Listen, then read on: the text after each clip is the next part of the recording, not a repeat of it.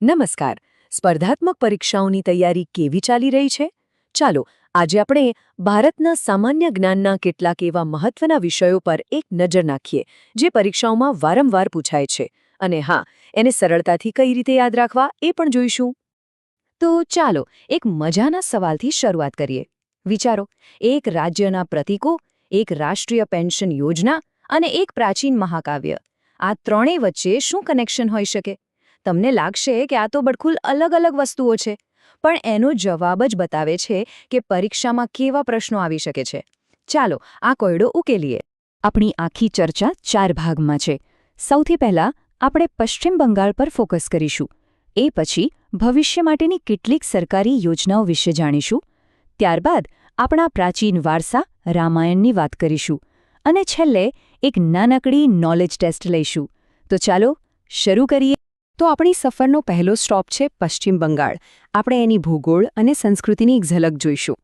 આ રાજ્ય એની સમૃદ્ધ સંસ્કૃતિ અને ભૌગોલિક રીતે કેટલું મહત્વનું છે એના કારણે પરીક્ષાઓ માટે એકદમ પરફેક્ટ ટોપિક છે. અહીં જુઓ, પશ્ચિમ બંગાળનું લોકેશન કેટલું સ્ટ્રેટેજિક છે. એની બોર્ડર એક નહીં, બે નહીં, પણ 3 દેશો સાથે જોડાયેલી છે: નેપાળ, ભૂટાન અને બાંગ્લાદેશ. અને ઉપરથી ગંગા અને દામોદર જેવી મોટી નદીઓ આ આખા વિસ્તારને ફળદ્રુપ બનાવે છે. એટલે જ તો ત્યાં ખેતી અને સંસ્કૃતિ બંને આટલા સમૃદ્ધ છે. દરેક રાજ્યની પોતાની એક ખાસ ઓળખ હોય છે, જે એના પ્રતીકોમાં જોવા મળે છે. જેમ કે પશ્ચિમ બંગાળનું રાજ્ય પ્રાણી એ છે ફિશિંગ કેટ, રાજ્ય પક્ષી છે શ્વેત ગળાવાળો કિંગફિશર, રાજ્ય ફૂલ છે રાત્રે ખીલતી ચમેલી અને રાજ્ય વૃક્ષ છે છાતિમ વૃક્ષ. આ સીધા પરીક્ષામાં પૂછાઈ શકે એવા ફેક્ટ્સ છે, એટલે યાદ રાખવા જેવા છે. અને જ્યારે પશ્ચિમ બંગાળની વાત થાય ત્યારે સુંદરવનને તો કેવી રીતે ભૂલી શકાય, ખરું ને? આ જગ્યા માત્ર ભારતનો સૌથી મોટો ટાઈગર રિઝર્વ જ નથી, પણ એક યુનેસ્કો વર્લ્ડ હેરિટેજ સાઇટ પણ છે.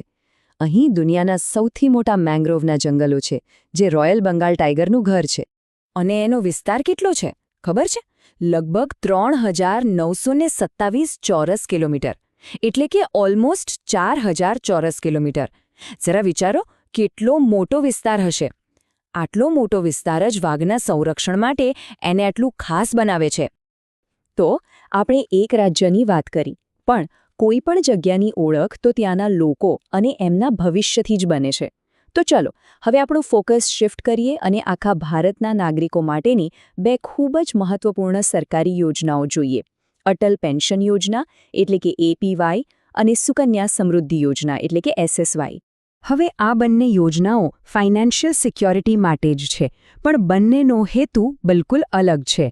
એક બાજુ છે અટલ પેન્શન યોજના, જે ખાસ કરીને અસંગઠિત ક્ષેત્રના કામદારો માટે છે, જેથી એમને વૃદ્ધાવસ્થામાં પેન્શન મળે.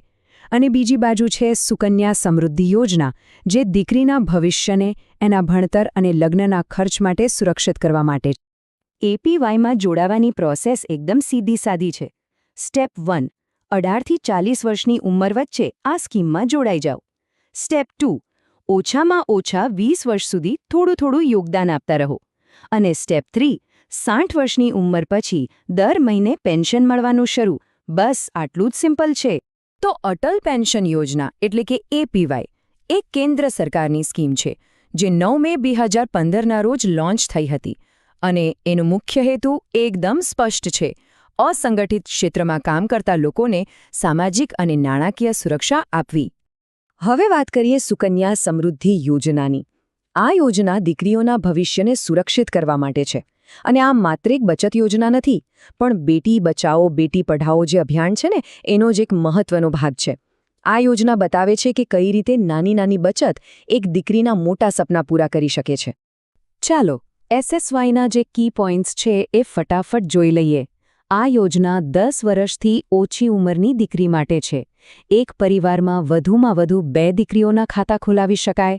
વર્ષમાં ઓછામાં ઓછા ફક્ત ₹250 રોકાણ કરવાનું હોય છે. રોકાણ 15 વર્ષ સુધી કરવાનું છે અને આ એકાઉન્ટ 21 વર્ષે મેચ્યોર થાય છે. એકદમ સિમ્પલ અને અસરકારક. તો આપણે આધુનિક ભારતની સામાજિક સુરક્ષાની યોજનાઓ જોઈ. હવે ચાલો થોડા પાછળ જઈએ, આપણા સાંસ્કૃતિક મૂળ તરફ. કારણ કે કોઈપણ દેશનો પાયો એના વારસા અને એની વાર્તાઓ પર ટકેલો હોય છે. અને આ માટે રામાયણથી વધુ સારું ઉદાહરણ કયું હોઈ શકે? રામાયણ માટે કહેવાય છે કે રામાયણ માત્ર એક વાર્તા નથી, પરંતુ તે ઇતિહાસનો એક ભાગ છે. ઇતિહાસ શબ્દનો અર્થ જ થાય છે આવું જ બન્યું હતું. એટલે કે એ માત્ર એક વાર્તા નથી, પણ પ્રાચીન ભારતના ઇતિહાસ અને એના નૈતિક મૂલ્યોનું એક જીવંત ઉદાહરણ છે. રામાયણ વિશેના કેટલાક મુખ્ય ફેક્ટ્સ જે પરીક્ષામાં વારંવાર પૂછાય છે એના પર નજર કરીએ. એના લેખક છે મહર્ષિ વાલ્મીકી. ભાષા છે સંસ્કૃત. આ ઘટના ત્રેતા યુગની માનવામાં આવે છે અને એનું મુખ્ય સ્થળ હતું અયોધ્યા. આ 4 પોઈન્ટ્સ તો ખાસ યાદ રાખવા જેવા છે. ચલો, તો અત્યાર સુધી આપણે જે કંઈ પણ શીખ્યા એને ચકાસવાનો સમય આવી ગયો છે. આપણા છેલ્લા સેક્શનમાં આપણે કેટલાક પાછલા વર્ષોના પ્રશ્નો જોઈશું. તો શરૂ કરીએ આપણી નોલેજ ટેસ્ટ. તો પહેલો સવાલ જે SSC CGL 2014માં પૂછાયો હતો. સવાલ છે, પશ્ચિમ બંગાળની રાજધાની કઈ છે? ઓપ્શન્સ છે દાર્જિલિંગ, હાવડા, કોલકાતા કે દુર્ગાપુર. એકદમ સહેલો છે, ખરું ને? સાચો જવાબ છે સી, કોલકાતા. હવે બીજો સવાલ જે APY યોજના વિશે છે અને SSC CGL 2019માં આવ્યો હતો. અટલ પેન્શન યોજના હેઠળ ગેરંટી સાથે મળતી ઓછામાં ઓછી માસિક પેન્શન રકમ કેટલી છે? અહીં લઘુત્તમ એટલે કે મિનિમમ શબ્દ પર ધ્યાન આપવા જેવું છે અને સાચો જવાબ છે બી, 1000 રૂપિયા. અને આપણો છેલ્લો સવાલ સુકન્યા સમૃદ્ધિ યોજના વિશે. આ સ્કીમમાં કેટલા વર્ષ સુધી ડિપોઝિટ જમા કરાવવી જરૂરી છે? યાદ કરો, આપણે હમણાં જ આની વાત કરી હતી. રોકાણનો સમયગાળો કેટલો છે? સાચો જવાબ છે સી, 15 વર્ષ. તો આ ટેસ્ટ પરથી શું સમજાયું? વાત માત્ર જવાબો જાણવાની નથી. ખરી વાત તો એ સમજવાની છે કે આવા પ્રશ્નો પૂછાય છે જ શા માટે? કારણ કે આ પ્રશ્નો આપણને દેશની ભૂગોળ, એની સામાજિક સુરક્ષાની ચિંતાઓ અને એના ઊંડા સાંસ્કૃતિક વારસા સાથે જોડે છે. આ કનેક્શન સમજવું એ જ ખરી તૈયારી છે. આપણી આજની ચર્ચા અહીં પૂરી થાય છે, પણ શીખવાની સફર તો ચાલુ જ રહે છે. યાદ છે આપણો પહેલો સવાલ? રાજ્યના પ્રતીકો, પેન્શન યોજના અને એક મહાકાવ્ય. આ બધું જ મળીને ભારતની ઓળખ બનાવે છે. તો હવે સવાલ એ છે કે ભારતની ઓળખના કયા પાસા વિશે હવે આપણે વધારે જાણવું જોઈએ? વિચારતા રહો, શીખતા રહો. ફરી મળીશું.